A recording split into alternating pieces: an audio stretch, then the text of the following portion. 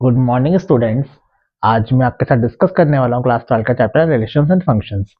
जैसे कि ये चैप्टर आप सभी लोग 11th क्लास में ही पढ़ चुके हैं रिलेशन एंड फंक्शन के बारे में। तो यहाँ पे थोड़ा सा हमें यहाँ पे जो रिलेशन फंक्शन में पढ़ा था क्लास 11th में, थोड़ा सा एडवांस वर्जन पढ़ना है यहाँ पे हमें। मतलब यहाँ पे हमें इसके रिलेशन के टाइप्स, फंक्शन के टाइप्स और उससे रिलेटेड क्वेश्चन हमें सॉल्व करने हैं यहाँ पर। बाकी जैसे कि मैंने आपको अपनी लास्ट वीडियो शायद देखी होगी या नहीं देखी होगी, तो स्टूडेंट जाके देखिए एक बार वीडियो मेरी, जहाँ मैंने आपके साथ क्लास 12 का जो सिलेबस है, लेटेस्ट सिलेबस 24-25 के लिए आपका, वो मैंने डिस्कस किया था लास्ट वीडियो में, और वो आप जाके देखिए वीडियो मेरी। बाकी मैंने वहाँ पर कुछ चीज़ें आपको स्ट्रेटेजी बताई थी पेपर की प्रिपरेशन के लिए। बाकी जो की एक्सरसाइजेस वगैरह है और हर यूनिट कितने मार्क्स की है, कैसे मार्क्स डिस्ट्रीब्यूशन आपका हैगा, वो सब डिस्कस किया था। ठीक है। बाकी आज मैं आपके साथ डिस्कस करने वाला हूँ यहाँ पे चैप्टर 1 आपका, यहाँ पर जो है रिलेशन एंड फंक्शंस। जैसे लास्ट वीडियो में आपसे कहा था कि मैं आपके साथ हर चैप्टर का कॉन्सेप्ट डिस्कस करूंगा, तो वो आज सीरीज में स्टार्ट कर रहा हूँ, जहाँ से मैं आपके साथ यहाँ पे क्लास 12 के सारे चैप्टर डिस्कस करने वाला हूँ। फिलहाल मेरा टारगेट ये है यहाँ पे स्टूडेंट्स, कि मैं आप सभी के साथ सभी चैप्टर के कॉन्सेप्ट्स डिस्कस कर सकूं, और I will try to best कि मैं यहाँ पर आपका जो मिसलिनियस एक्सरसाइज है आपके हर चैप्टर की, वो मैं करा दूँ आपको कंप्लीट विद एनसीईआरटी एग्जाम्पल्स, और साथ ही आप लोगों को हर चैप्टर कॉन्सेप्ट को अच्छे से समझा सकूँ। तो फिलहाल आप यहाँ ध्यान दीजिए सभी लोग कि हम चैप्टर 1 डिस्कस करने वाले हैं आपका रिलेशंस एंड फंक्शंस। तो देखो, रिलेशन एंड फंक्शन जो चैप्टर है आपका क्लास 11th का ही है, लेकिन इसमें थोड़ा सा आपको आगे कुछ चीज़ें पढ़नी है जो हमने क्लास 11 से नहीं पढ़ी है। मतलब कुछ चीज़ें आपकी और हैं जो हमें यहाँ पढ़नी होगी। उससे पहले आपको रिलेशंस पता नहीं रिलेशन होता क्या है। वैसे तो आप क्लास 11 से पढ़ के आए होगे, लेकिन फिर भी मैं एक चीज़ थोड़ी बेसिक से लेके चलने वाला हूँ आपके साथ, तो ध्यान दीजिए सभी लोग। तो रिलेशन की हम बात करें, हमारा चैप्टर 1 है रिलेशंस एंड फंक्शंस, और मैं पहले डिस्कस कर रहा हूँ रिलेशंस के बारे में। रिलेशन क्या होता है, तो आपने पढ़ा होगा क्लास 11th में कार्टेशियन प्रोडक्ट। तो हम बात करें रिलेशन की, तो हम बात करते हैं कार्टेशियन प्रोडक्ट क्या होता है। कार्टेशियन प्रोडक्ट क्या होता है, तो अगर मैं यहाँ पे मान लिया एक लाइट, एक साइट लाइट कर लिया, यहाँ पे एक साइट आपके पास 1 2 और 3, ठीक है। और मैं यहाँ पे इसका निकालना चाहूंगा यहाँ पे इस साइड का ए क्रॉस ए, तो ये ए क्रॉस ए क्या है, इसका कार्टेशियन प्रोडक्ट, इस साइड का कार्टेशियन प्रोडक्ट। तो मैं ए का कार्टेशियन ए साइड से निकाल लूँ यहाँ पे, ठीक है। देखो आपके पास ए का साइड यहाँ पे क्या है, 1 2 3 और क्रॉस 1 2 3, ठीक है। सब आपने क्लास 11 में पढ़ा है, तो वापस ध्यान दीजिए सभी लोग। देखो हम कार्टेशियन कर रहे हैं 1 2 3 का इसी साइड से कर रहे हैं, ए से ही कर रहे हैं यहाँ पे। तो देखो 1 का यहाँ से ऑर्डर पे करते हैं, ऑर्डर पेयर जब मल्टीप्लाई करते हैं सीधे आपको लेना है यहाँ पे, लेकिन ऑर्डर पेयर लेने यहाँ पे। तो 1 का 1 के साथ पेयर बनेगा आपका, तो यहाँ पे आएगा एक क्रॉस ए आएगा 1 का 1 के साथ पेयर, 1 का 1 के साथ पेयर, फिर 1 का 2 के साथ पेयर, फिर 1 का 3 के साथ पेयर, ऐसी 2 का 1 के साथ पेयर, 2 का 1 के साथ पेयर, 2 का 2 के साथ पेयर, और 2 का 3 के साथ पेयर। ऐसे हम निकालेंगे यहाँ पर। तो देखो यहाँ पे 3 का 1 के साथ पेयर, 3 का 2 के साथ पेयर, और 3 का 3 के साथ पेयर। तो यहाँ पे हमारे पास ये आ गया ए क्रॉस ए का, तो कार्टेशियन प्रोडक्ट आ गया यहाँ पे इसका ए का, ए क्रॉस ए का हमारे पास ये क्या आ गया यहाँ पे कार्टेशियन प्रोडक्ट। अगर हम यहाँ पे अब बात करें, देखो यहाँ पर, तो यहाँ पास क्या है, ए क्रॉस ए है, क्या आपके पास ये ए क्रॉस ए आ गया, ठीक है। तो देखो यहाँ पर होता है क्या, हमारा जो रिलेशन होता है ना, वो कार्टेशियन प्रोडक्ट का क्या था, सबसेट। कार्टेशियन प्रोडक्ट क्या होता है, का सबसेट होता है, सबसेट होता है। यहाँ पे मैं कंसिडर कर रहा हूँ यहाँ पे मैंने कुछ इसके ऑर्डर पे ले लिया है। यहाँ पे मैंने मान लिया कि जो रिलेशन है आपका ए का ए में है, तो इस साइड एक रिलेशन साइड ए से दे रखा है आपके पास, और रिलेशन को मैंने मान लिया आर में रिलेशन दे रखा आपके पास 1 1 1 2 2 1 2 2 और 3 3। मैंने यहाँ पे रिलेशन कंसिडर कर लिया, ठीक है। तो देखो जाता है जो भी आपका रिलेशन हो, एक रिलेशन है हमारे पास जहाँ पर एलिमेंट नहीं है 1 1 1 2 2 1 2 2 और 3 3। तो यहाँ पर ध्यान समझिए, यहाँ पे एक सेट ए है 1 2 3, और यहाँ पे जो रिलेशन है आपका ए का ए में रिलेशन है। ए का ए में रिलेशन क्या आपके पास, मैंने यहाँ से रिलेशन एक लिख लिया अपने, इसी से लिख लिया, इस रिलेशन से एक रिलेशन लिखा मैंने 1 1 1 2 2 1 2 2 2 3 3। तो ये सारे जितने एलिमेंट मेरे इस रिलेशन में आ रहे हैं, इनसे सब कहाँ एलिमेंट किस में आ रहेंगे, ए क्रॉस ए, मतलब जिसका एलिमेंट आप रिलेशन लिख रहे हो, तो उस साइड का जो आपका जिस सेट में रिलेशन दे रखा है, सपोज यहाँ पे एक रिलेशन ए में दे रखा है, ए में ही दे रखा है, तो जितने भी इसके रिलेशन में एलिमेंट्स होंगे वो उसके कार्टेशियन प्रोडक्ट में होंगे, कार्टेशियन प्रोडक्ट जरूर होंगे। ठीक है, यहाँ पे 1 1 भी इसमें लिया है, 1 2 भी इसमें है, 2 1 भी इसमें है, 2 2 भी इसमें है और 3 3 भी इसमें है। इट मीन्स जितने भी आपके एलिमेंट आ रहे हैं R1 के, वो सब उसके कार्टेशियन प्रोडक्ट है। रिलेशन क्या है? सबसेट है A क्रॉस A का, A क्रॉस A का। तो आपको पहले बात ये ध्यान रखनी है कि कोई भी रिलेशन क्या होता है, अगर किसी भी सेट का रिलेशन निकालें किसी भी सेट में, तो वो रिलेशन उस सेट का दूसरे सेट के कार्टेशियन प्रोडक्ट का क्या होगा? सबसेट होगा। ठीक है, अब देखिए यहाँ पर ये सबको समझ में आ गया होगा। अब यहाँ ध्यान दीजिए, हम यहाँ पे पढ़ने वाले हैं टाइप्स ऑफ फंक्शंस के बारे में। टाइप्स ऑफ फंक्शन के बारे में, टाइप ऑफ फंक्शंस होते क्या है बेटा? तो हमारा देखो फर्स्ट जो फंक्शन यहाँ पे टाइप दे रखा है आपका, पहला टाइप दे रखा है आपके पास empty relation. Empty sorry, type of function कह रहा हूँ, type of relation. Type of relations की बात कर रहे हैं यहाँ पे हम। तो टाइप ऑफ रिलेशंस में पहला रिलेशन दे रखा है आपके पास एम्प्टी रिलेशन। एम्प्टी रिलेशन, तो एम्प्टी रिलेशन क्या होता है? R relation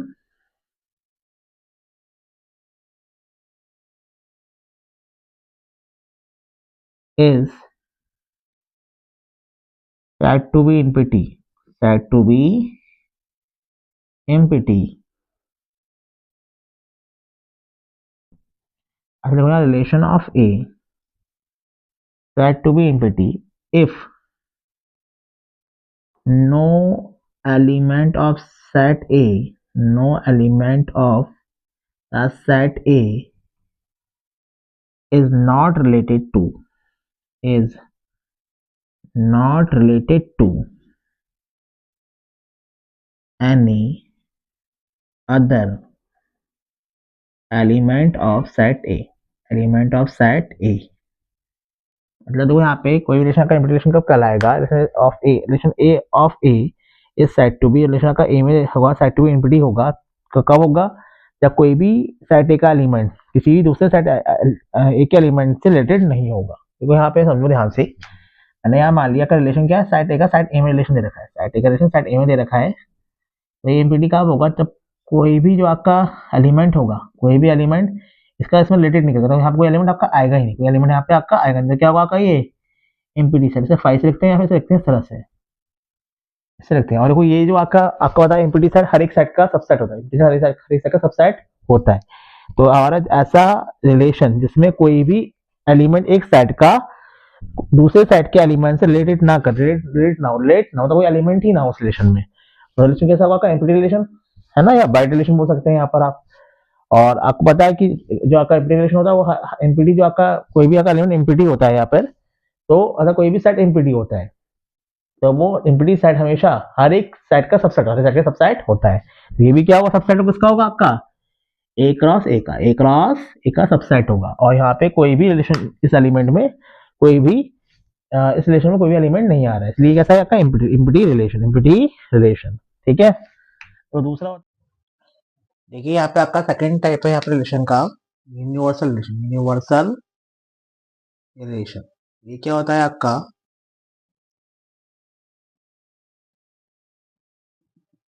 a relation R in set A is said to be universal relation if every element of set A is related to the every element of the other set A। तो यहाँ पे simple ही समझो, कोई भी relation universal relation कब कहलाएगा? जब आपका जो सेट ए के सारे एलिमेंट क्या हो, सेट ए दूसरे सेट ए के सारे एलिमेंट से रिलेट कर रहे हो। और ये कब कंडीशन कब होगी? जब क्या होगा? ये कार्टेशियन प्रोडक्ट। क्या होगा? Cartesian product. तो कह रहा है यहाँ पे कि सेट ए के जितने भी एलिमेंट है वो दूसरे उसी सेट ए के दूसरे सेट ए के एलिमेंट से क्या हो?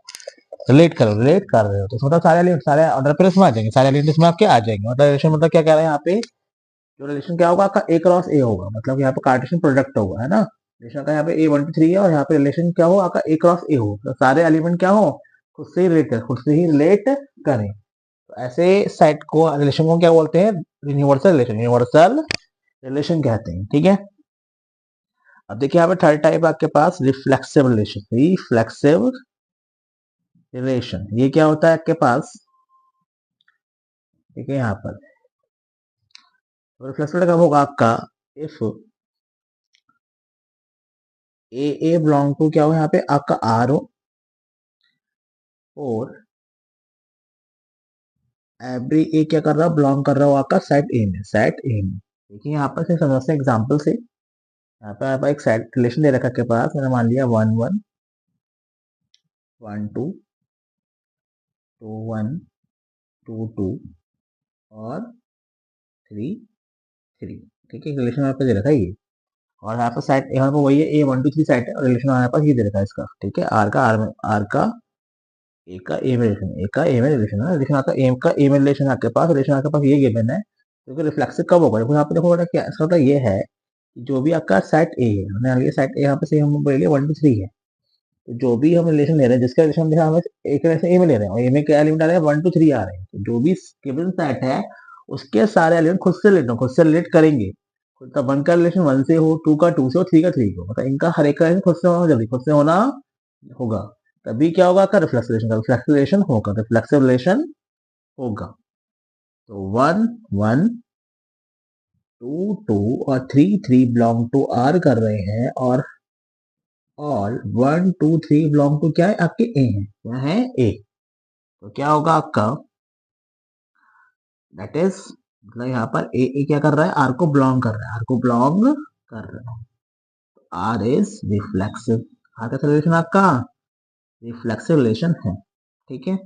बात समझ में सभी को आ रही है, फिर से देख लीजिए एक बार कि जो भी गिवन सेट है जिसका रिलेशन हमें यहाँ पर दे रखा है, उस सेट के सारे एलिमेंट खुद से रिलेट करें, तो उस रिलेशन को हम बोलते हैं रिफ्लेक्सिव रिलेशन। तो यहाँ पे वो एलिमेंट 1 2 3 आ रहा है, तो 1 का रिलेशन 1 से हो, 2 का 2 से और 3 का 3 से हो, जिस रिलेशन में खुद का रिलेशन खुद से हो, हर एक एलिमेंट का रिलेशन खुद से बन रहा है, ऐसे रिलेशन का रिफ्लेक्सिव रिलेशन बोलते हैं। तो यहाँ पे रिलेशन है 1 का 1 से रिलेशन है, 2 का 2 से और 3 का 3 से रिलेशन है ना।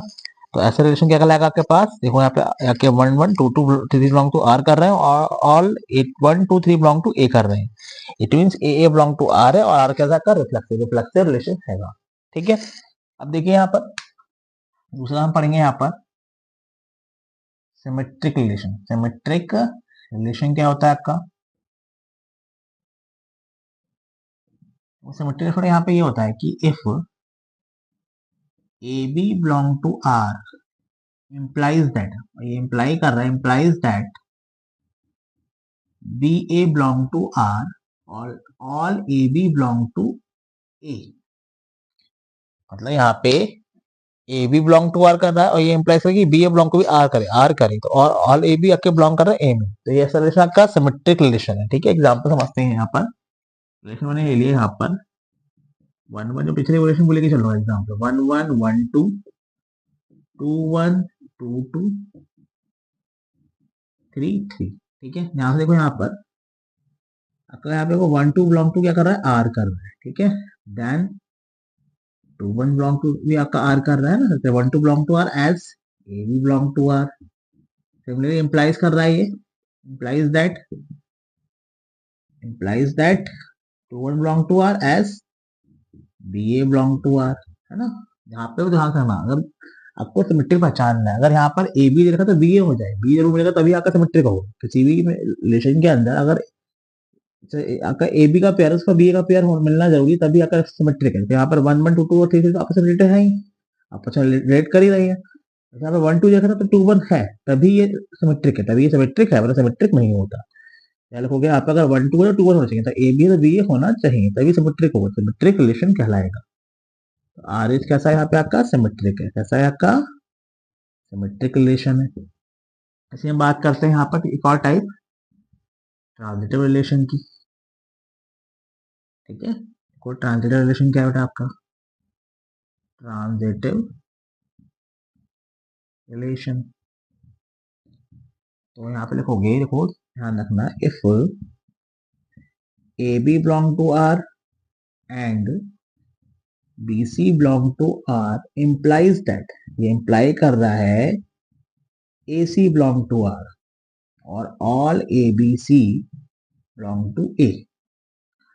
तो किसी रिलेशन में अगर A B belong to R है और B C belong to R है, तो अगर उसके बाद हमें क्या इम्प्लाई करे, ये इम्प्लाइज करे कि A C belong to R और all A B C belong to A है, तो ये कैसा रिलेशन, ट्रांजिटिव रिलेशन कहलाएगा। जैसे यहाँ पर ध्यान दीजिए, एक रिलेशन मैंने ए लिखा, रिलेशन मैंने आर लिखा यहाँ पर,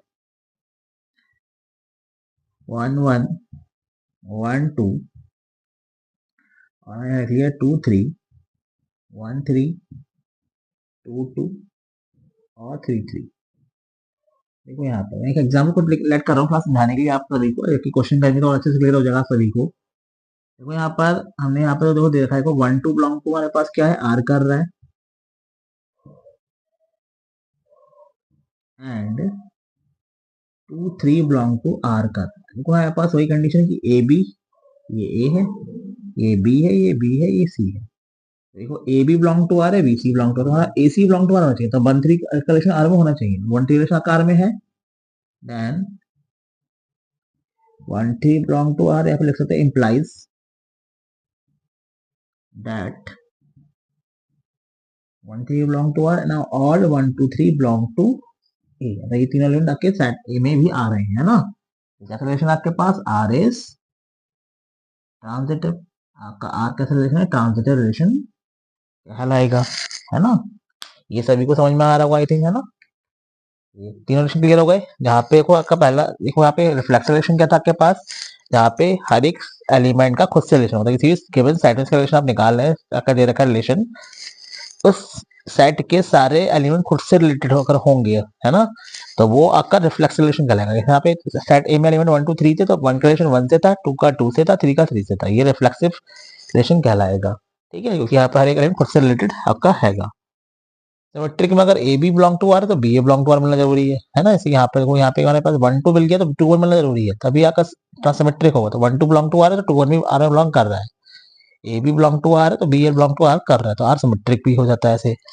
और इसकी कंडीशन कहती है कि A B belong to R करे और B C belong to R कर रहा है, करे गिविंग करे, तो आपको A C belong to R मिल जाए, तो आपका क्या है, सिमेट्रिक नहीं ट्रांजिटिव, क्या है, ट्रांजिटिव है ना। देखिए यहाँ पर A B belong to R, B C belong to R, then A C belong to R, तो सिंप्लाइज कर रहा है A C belong to R और all A B C belong to A है, तो ये ट्रांजिटिव है।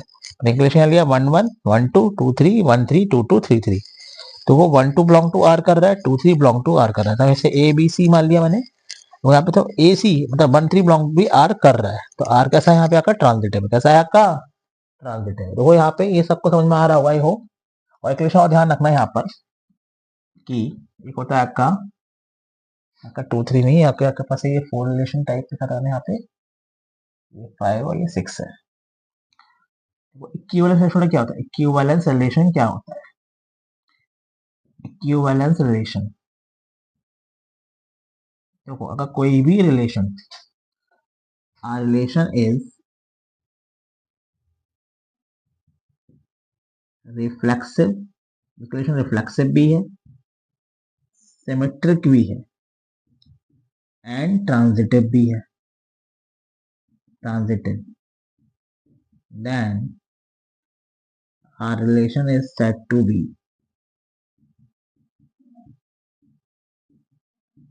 Equivalence relation. इक्विवेलेंस रिलेशन, अगर एक रिलेशन आपका रिफ्लेक्सिव भी है, सिमेट्रिक भी और ट्रांजिटिव भी, मतलब तीनों होने चाहिए, तीनों, कोई भी अगर एक नहीं है तो इक्विवेलेंस नहीं होगा, तीनों अगर है रिफ्लेक्सिव सिमेट्रिक ट्रांजिटिव, तभी क्या कहलाएगा का इक्विवेलेंस रिलेशन, ठीक है। एक रिलेशन को हम प्रूव करते हैं रिफ्लेक्सिव, सिमेट्रिक और ट्रांजिटिव, तो रिलेशन कहलाएगा का इक्विवेलेंस रिलेशन, इक्विवेलेंस रिलेशन कहलाएगा, ठीक है। इसके अलावा छोटा सा कॉन्सेप्ट बता देते हैं आपको यहाँ पे, रिलेशन हमने यहाँ पढ़ा रिफ्लेक्सिव रिलेशन, एक आपका और होता है आपका आइडेंटिटी रिलेशन। आइडेंटिटी रिलेशन वो सेम यही होता है और थोड़ा सा डिफरेंट है इसमें, इसमें तो ओनली आ जाता है, बताइए समझो यहाँ पे, मैंने आपको बताया कि एवरी एलिमेंट ऑफ सेट है belong to itself, belong to itself, तो यहाँ जितने भी एलिमेंट इसमें खुद से बिलोंग करें, खुद से आपके रिलेटेड, खुद से रिलेट कर रहे हैं, खुद से रिलेट कर रहे हैं, तो आपका क्या रिफ्लेक्सिव है। जैसे यहाँ समझो, यहाँ पे रिलेशन लिखा मैंने 1 1 2 2 और 3 3, और सेम मेरे पास सेट ए 1 2 3 है, और रिलेशन मैंने मान लिया यहाँ पे वही सेम कंडीशन में आर ए टू ए। तो आइडेंटिटी कंडीशन में क्या होती है, यहाँ पे ओनली वही ऑर्डर पेयर आते हैं जो कि सेट ए में है, मतलब उन्हीं का खुद से रिलेशन बने, उसके अलावा कोई भी इसके रिलेशन में ऑर्डर पेयर नहीं आए। जैसे यहाँ पे ऑर्डर पेयर आपके पास 1 2 2 1 भी आ रहे हैं, ठीक है, लेकिन यहाँ पे आइडेंटिटी रिलेशन में ये ओनली कंडीशन है, ओनली कंडीशन ये कि only element relate to itself, उसके अलावा कोई भी ऑर्डर पेयर उस रिलेशन में ना आए। ऐसा रिलेशन जिसमें रिलेशन अगर ए का ए में और ए का एलिमेंट 1 2 3 है, तो 1 का रिलेशन 1 से हो, 2 का 2 से और 3 का 3 से, इसके अलावा कोई भी ऑर्डर पेयर इसमें ना आए, कोई भी एलिमेंट इसमें ना आए, ऐसे रिलेशन को हम बोलते हैं आइडेंटिटी रिलेशन। देखो ओनली वाली कंडीशन आती है, ओनली 1 2 3 अगर सेट ए में है, ए में एलिमेंट है, तो ओनली 1 2 3 एलिमेंट ही आके खुद से रिलेट कर रहे हैं, इसके अलावा कोई भी ऑर्डर पेयर इस सेट में ना आए, इस रिलेशन में ना आए, ऐसे रिलेशन को बोलते हैं आइडेंटिटी रिलेशन, आइडेंटिटी रिलेशन। लेकिन रिफ्लेक्शन में यहाँ पे क्या है, यहाँ पे जरूरी नहीं है कि मतलब खुद का खुद से रिलेशन हो, बाकी कोई भी ऑर्डर पेयर हो, इसमें कोई मतलब नहीं है।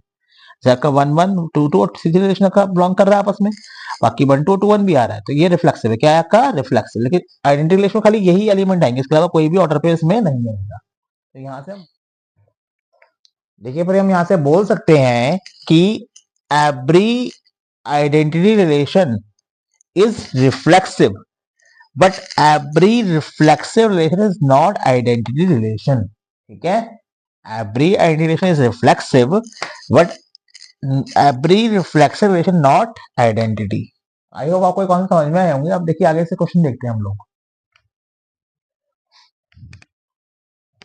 देखिए आप हम डिस्कस कर रहे हैं यहाँ पे एग्जाम्पल फॉर एनसीईआरटी का। यहाँ पर let T be the set of all triangles in a plane with R a relation in a T given by R equal to T1 T2 such that T1 is congruent to T2, show that R is an equivalence relation। ठीक है, यहाँ पे T क्या है, set of all triangles in a plane, और यहाँ पे R एक रिलेशन दे रखा है साथ में इसका T में, क्या है आपके पास T1 T2 such that T1 क्या कॉन्ग्रुएंट टू T2 है, तो ट्राइंगल जो T1 है T2 के कॉन्ग्रुएंट है, और आपको इसे प्रूव करना है कि R is equivalence relation. Equivalence relation और अभी बताया इक्विवेलेंस रिलेशन कब होता है, जब आपका कोई भी रिलेशन रिफ्लेक्सिव हो, सिमेट्रिक हो, ट्रांजिटिव हो। तो मुझे इस रिलेशन को पहले रिफ्लेक्सिव, सिमेट्रिक, ट्रांजिटिव शो करना पड़ेगा, और फिर हमारा ये शो हो जाएगा कि आर क्या है, इक्विवेलेंस रिलेशन हैगा। देखिए कैसे करेंगे। यहाँ पर आपके पास वो रिलेशन क्या का, टी का टी में रिलेशन दे रखा, क्या पास रिलेशन आर का टी में है,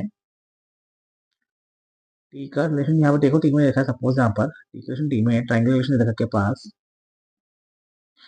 कि आर एक सेट है।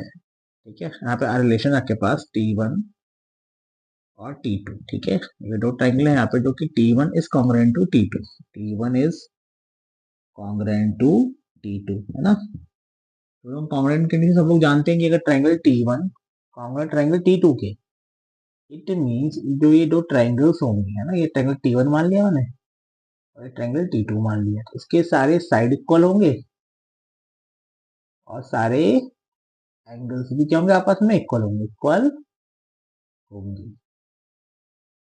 है ना। एंगल्स अपने क्या होंगे, इक्वल होंगे, इक्वल होंगे, तभी क्या ट्राइंगल कॉन्ग्रुएंट कहलाएगा, है ना। अब यहाँ देखो रिफ्लेक्सिव देखते हैं पहले। तो यहाँ पे लिखोगे रिफ्लेक्सिव रिलेशन कैसे प्रूव करेंगे। यहाँ पर हमें पता है कि अगर ट्राइंगल T1 T2 क्या दो ट्राइंगल है आपके पास, है ना, तो T1 तो कॉन्ग्रुएंट T2 है, T1 कॉन्ग्रुएंट टू T2 है। अब देखो ध्यान से बेटा कि अब कोई भी ट्राइंगल खुद के कॉन्ग्रुएंट हो गई, कोई भी ट्राइंगल खुद के कॉन्ग्रुएंट हो सकता है ना। तो यहाँ लिख सकते हैं since T1 belong to R as every triangle is congruent to itself, and T1 belong to R, T1 belong to T। ठीक है, तो कोई भी every triangle is congruent to itself, हर ट्रायंगल खुद का कॉन्ग्रुएंट होता ही है। तो यहाँ पे T1 T2 belong to R, तो R कैसा रिफ्लेक्सिव है, that is R is reflexive, that is R is reflexive, R reflexive होगा। ऐसे हम प्रूव करते हैं यहाँ पे सिमेट्रिक कैसा होगा आपका रिलेशन। सिमेट्रिक कंडीशन क्या है ना, अगर ए भी बिलोंग टू आर कर तो बी बिलोंग टू आना चाहिए, है ना। यहाँ पे लिखोगे if T1 T2 belong to R, that is T1 is congruent to T2। बोला T1 T2 के कॉन्ग्रुएंट है, T2 T1 कॉन्ग्रुएंट होगा, बात एक ही है, क्योंकि यहाँ सारे सारे इक्वल ही, अगर T1 T2 congruent, T2 T1 के कॉन्ग्रुएंट भी होगा। तो यहाँ लिखोगे implies that T2 is congruent to T1, T2 is congruent to T1, that is T2 T1 belong to R। अगर T1 T2 belong to R है और T2 T1 belong to R है, तो R क्या होगा आपके पास, therefore R is reflexive है, यहाँ पे लिखो therefore R is कैसा है, यहाँ पे R क्या होगा आपके पास, ट्रांजिटिव। R is transitive. देखिए यहाँ पे ऐसी हम लिखेंगे ट्रांजिटिव रिलेशन। R सिमेट्रिक होगा, सॉरी R इज सिमेट्रिक लिखना है यहाँ पर, R कैसा है यहाँ पे, सिमेट्रिक। सिमेट्रिक आप देखेंगे ट्रांजिटिव रिलेशन। ट्रांजिटिव कंडीशन क्या होती है आपके पास, लिखोगे यहाँ पर इफ T1 T2 मान लेट तीन triangle T1 T2 T3 belong to T कर, T क्या सेट ऑफ ऑल ट्रायंगल, तीन ट्रायंगल T1 T2 T3 आके T में बिलोंग कर रहे हैं, T1 T2 और T3 बिलोंग टू T कर रहे हैं, है ना। अब देखो यहाँ पर मान लीजिए T1 T2 belong to R and T2 T3 belong to, है ना, दो कंडीशन कैसे चलेंगी, belong to R, that is T1 is congruent to T2 and T2 is congruent to T3, है ना। वो यहाँ पे बेटा T1 T2 T3 तीन ट्रायंगल मान ली, ट्रायंगल टी में लाइक करे, टी में के बिलोंग कर रहे हैं, ठीक है, सेट ऑफ आर ट्रायंगल्स है ना। आपके पास अगर मान लिया कि T1 T2 belong to R है और T2 T3 belong to R है, तो इसका मतलब क्या है का, T1 कॉन्ग्रुएंट T2 के और T2 कॉन्ग्रुएंट T3 के, है ना।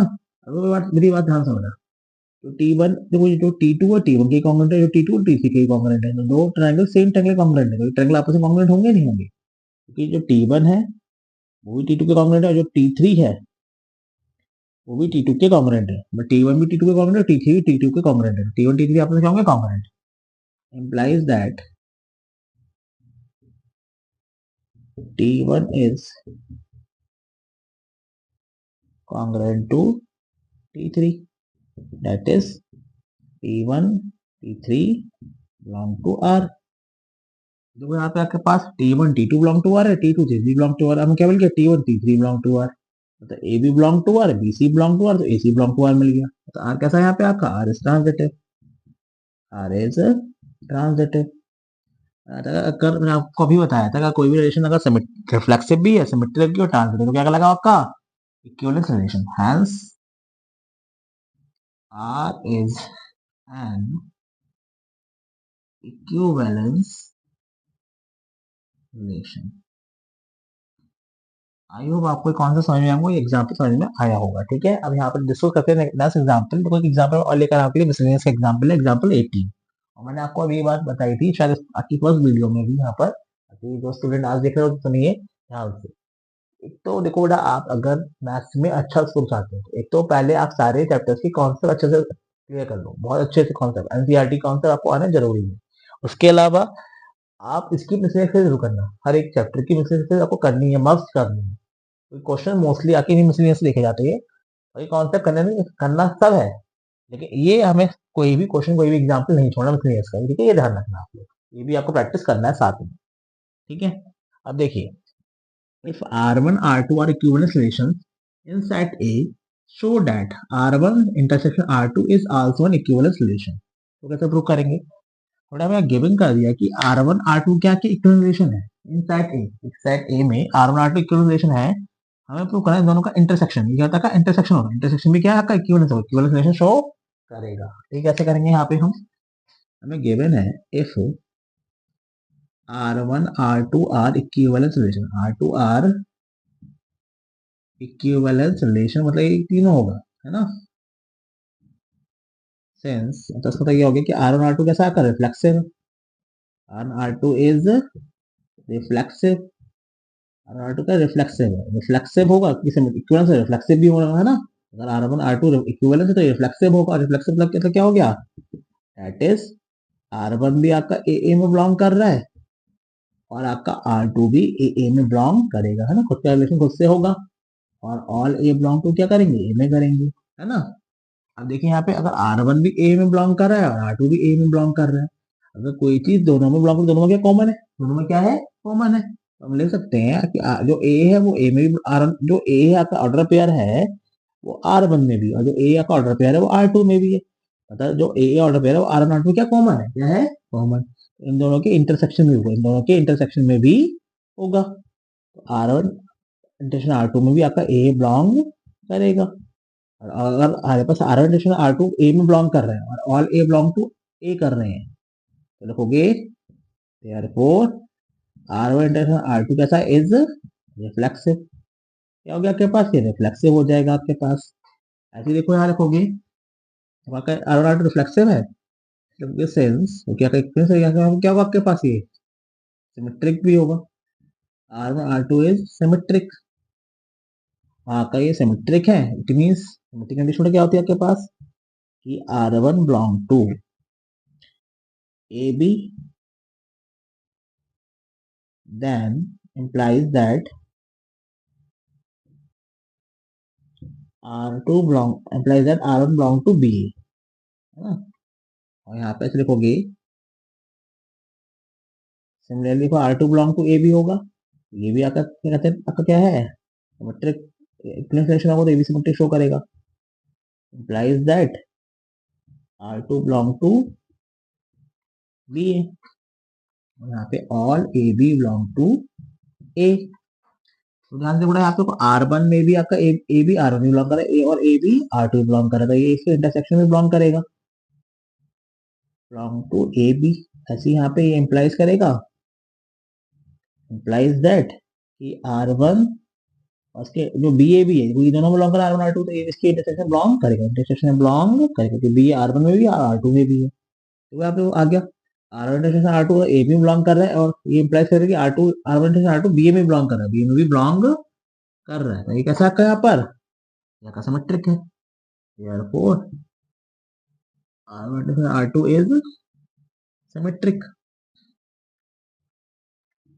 ऐसे देखो यहाँ पर since R1 R2 is transitive, या का ट्रांजिटिव है, पूरा ट्रांजिटिव कंडीशन क्या होती है आपके पास, यहाँ ध्यान दीजिए ट्रांजिटिव कंडीशन क्या है, देखो यहाँ पर कि that is R1 belong to AB and R1 belong to BC, implies that R1 belong to AC and ऐसे R2 के लिए हो जाए similarly R2 belong to AB and R2 belong to BC, implies that R2 belong to BC। अब देखिए यहाँ पर A B R1 में भी है और ए बी R2 में भी, तो इनके इंटरसेक्शन में भी बिलोंग करेगा, तो R1 इंटरसेक्शन R2 में आपका ए बी बिलोंग कर रहा है, और ऐसे यहाँ BC के लिए सेम कंडीशन, BC R1 में भी है, BC R2 में भी, तो इनके इंटरसेक्शन में भी होगा, है ना, बिलोंग करेगा उनमें भी, R1 इंटरसेक्शन R2 में आपका BC बिलोंग कर रहा है, यहाँ पे चल के ना all ABC belong to A, ABC belong to A, ठीक है। देखो यहाँ पर ऐसे यहाँ पे BC belong to R1 intersection R2 belong to BC, implies that